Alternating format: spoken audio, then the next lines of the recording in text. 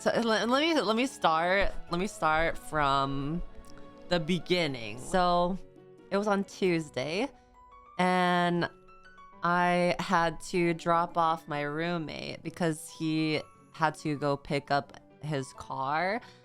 So while I was there, on that side of the of town, I guess, I decided I might as well go run some errands and then go to the mall afterwards. So I went to the mall, and then I got some food, and I wasn't really feeling it, so I was gonna head home. But then I got into my car, and my car wasn't like turning on, and it was making this sound. It was like I was like, what the heck? And it wasn't turning on.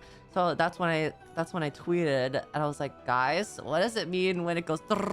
And then I was like, my car's not working. And so I was like messaging my mom, I was messaging my brother, I was messaging my roommate, like, can anyone help me? And my mom was working, my brother, he was at doing whatever, his own thing, like all the way across the other side of town. So like he wouldn't have gotten to me quickly because, you know, traffic and everything. And then my roommate was starting work, so like no one was there to help me. And then I ended up asking people at the mall, like, do you guys have a jump cable? And no one had jump cables. And it makes sense because at the mall that I was at, there's a lot of tourists there. So I was trying to ask the people that I thought were local and live in the area, but like no one had a jump cable. Like no one carries jump cables apparently. So I was just like there. I was like, okay, maybe I just call the towing, like a AAA or something.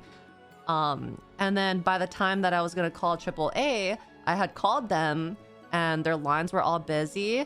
And then after I tried calling them a couple times, I received an alert on my phone, and the sirens went off for like the tsunami warning. And I was like, what the hell's happening? So I have the alert on my phone. It's like, bam, bam, bam, and this freaking tsunami warning telling me like I need to evacuate because I'm in one of the zones where the tsunami's gonna hit. And I have like 2-3 hours to get out.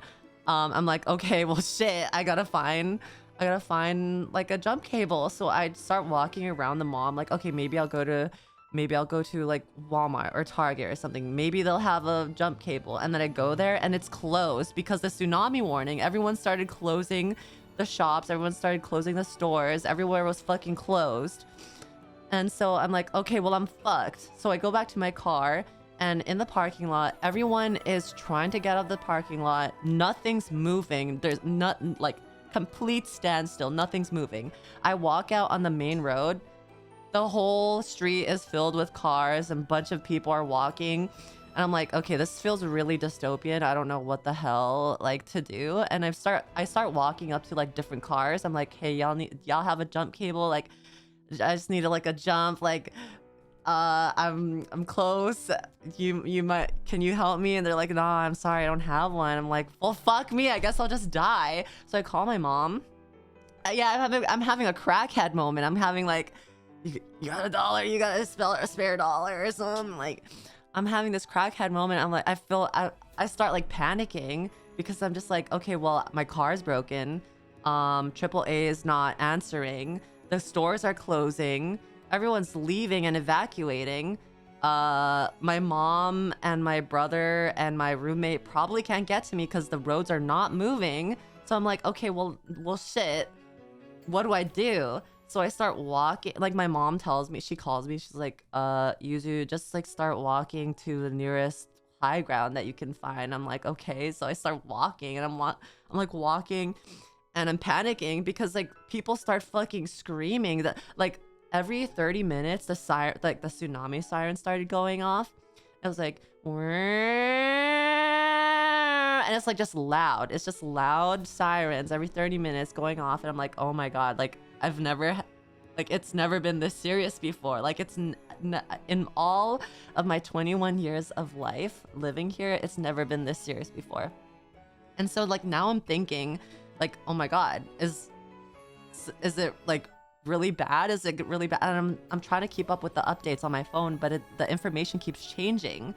The information keeps changing, and I'm like, okay, I'm just walking to this fucking cliff I see, and it starts raining. It starts like fucking raining, like pouring, and I'm starting to get like drenched and soaked, and I look so disheveled and crackheady, and like, okay, what the hell? Like, and I'm starting to think.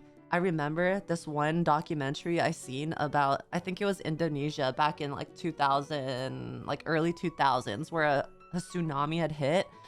And originally the first wave was like 2 feet or something. And then the people in Indonesia were like, oh, it wasn't even that serious. They go to the beach. They go to the beach, they start playing in the water, and they like playing in the receding shoreline. And then the second wave hits and kills 237,000 people. And so now I'm thinking, like, is that gonna happen to me? Am I gonna be I'm gonna die? And like everyone's fucking yelling, everyone's screaming, the sirens are going off, my phone's going off. I'm like, okay, I start walking faster. I'm like crying. I'm crying. My eyes are bawling. I'm like, are my cats gonna be okay? Like I can't even get to my cats. Are my cats gonna be okay?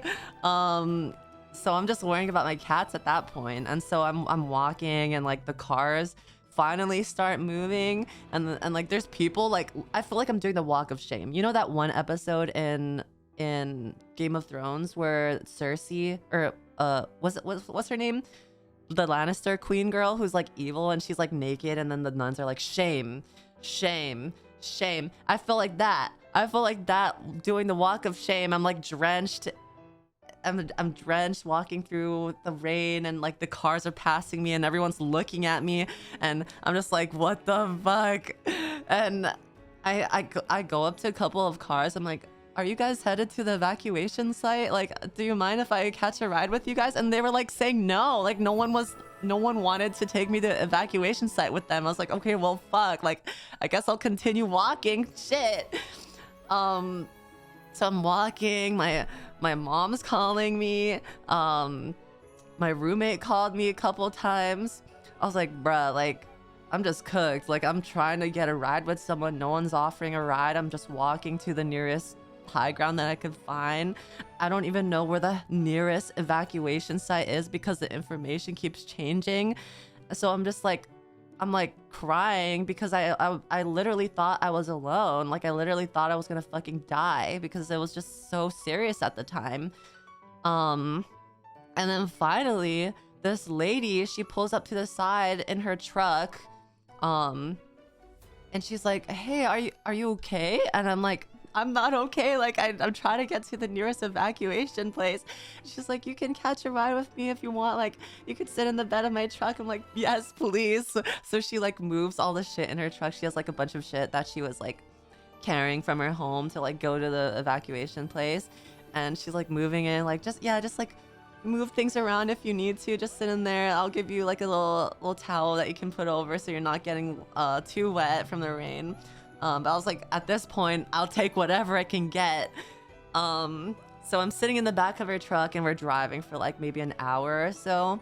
And then we finally get to the evacuation site, and there's like a whole bunch of cars and a whole bunch of people just like standing around. Like it's just like this really tiny road on this small cliff, on this small ledge. And we're all just sitting there, like sitting ducks, waiting for the inevitable to happen. And we just like all never knew how bad it was. Like we were just all talking to each other, like speculating, like what if it never comes? What if it comes and it's like insane? Like what if we just see the whole city just fucking underwater? Like we didn't know how bad it was gonna be.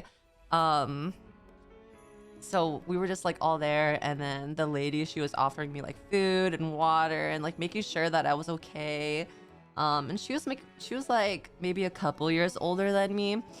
But she was really nice, and we bonded, and we had a lot of stuff in common actually. And she like watches anime, she plays like Pokemon, and then her friends were also there apparently. So like they walked up to her car, and they like all came up, and they were like, oh, hi. And they're like perplexed, like who is this lady sitting in the back of your truck? Like, do we know her? Like, why is she just here? And so she introduces me to her friends. It's like her and like this other girl and then 4 other dudes. So like I just like was adopted. I felt like a stray cat that she found on the road that she just adopted. And I'm just like this stranger, and they all just made me feel at home. They all made me feel safe, and they were just talking to me, and we were like bonding, eating food together. And it was just like it was so dystopian. It was so unreal. It felt fake. It felt like a movie almost, like I was dreaming. Strange, soaking wet woman in your truck. Yeah, exactly. It felt like a movie. It felt like it didn't feel like I was actually awake. I felt like I was dreaming. It was so weird. But they were all so nice. We bonded over freaking Elden Ring, Pokemon, anime. We bonded over everything. We were just vibing, I guess. And then it was like we were waiting probably 4 hours together until everything passed over. And we were standing at the edge of the cliff, and we were watching the ocean to see like whether or not we could see the water receding, or if we could see where the waves are breaking, or where it's starting to like build up. And it was just like, it was so weird because like there was so much people around us. There was cops everywhere. The roads were packed, and people were like just parked straight up on the road. Like they didn't even park on the side because there was no room anymore. Like they were just, we were just like weaving through different cars. And I wish I could show you video. I have videos, but I wish I could show you, but that would literally like dox. Exactly, that would dox where I live. But I wish I could show you, but it was wild. And I have I wish I had caught it when I was walking through the city. But when I was walking through the city, everyone in their apartments, like the sky, what do you call the apartments that are like really high, whatever like the really tall buildings, skyscrapers, like people are standing out on their balconies and they're like yelling and screaming, and I'm just like, bro, what, this is weird. This is so weird. I was very scared. And then my mom, she's so dumb, because I was telling, she was in a safe zone. She already was in a safe zone, and I was like, Mom, please do whatever you do, just stay there. Just stay there and don't come for me. What does she do? She calls me 10 minutes later. She's like, I'm on the way. I'm on the road. We're coming to get you. I'm like, are you fucking stupid?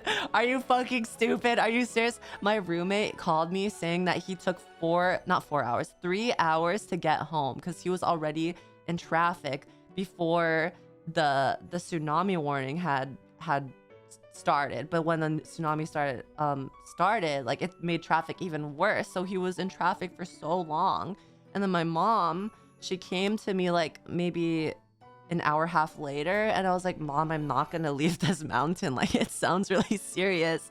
And then my mom's like, well, I'm not gonna stay up here, I'm going back home. I'm like, Mom, you're not taking it seriously. And at this point, I'm thinking about the Indonesian tsunami that happened. Like I'm thinking about the documentary that I saw about 237,000 people dying after not taking it seriously. So I'm taking it as seriously as I can, and my mom's just like playing it off as nothing. And I'm like, bro, I don't know, like I'm just gonna stay up here. I feel like you guys should stay up here too. But she just went home after, and she called me like an hour later after she got home, and she's like, I'm home, like stay safe, like let me know if you want me to come pick you up after. But then I just called my roommate afterwards. Like we waited 3 hours up on that hill, and then he came, and then he picked me up, and then we went home, and then the cats were okay, thankfully.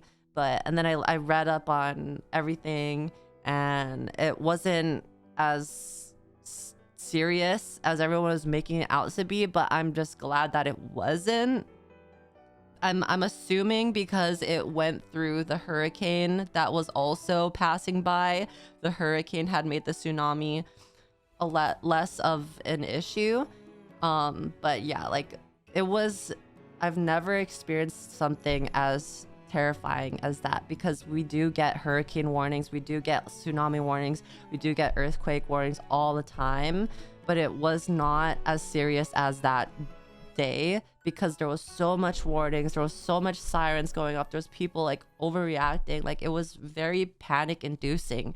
And it was like I didn't know, I like, you know, when you're in this situation, you just don't know what to do. You just don't know what to do. And it's like, especially if you're alone too, like I was alone, no, like I had no family, I had no friends that could get me, and I was just like on my own, like figuring out like whether or not I'm gonna survive, you know. And then like earlier as well, before the tsunami warning had happened, I noticed like I would because I was sleeping in my car for a bit, because I had to wake up early, and then I was like sleeping in my car for a bit, and then I woke up because like the ground was shaking, and I didn't think of it at the time, but then I realized I was sleeping through a freaking earthquake. I was sleeping through a fucking earthquake. Yep, sleep so good. Oh my goodness. Yeah, but that was what happened. I had to leave my car there as well. I had to leave my car at the mall. And then I came back yesterday, and then I had a jumper. The self jumper. I didn't need like another car to do it. I had the one that's just portable, or the one that's just like by itself, and then you like start the car and then it does it, and then it worked. But then that brings up the question whether my battery is being charged while I'm driving. So it probably could be an alternator issue.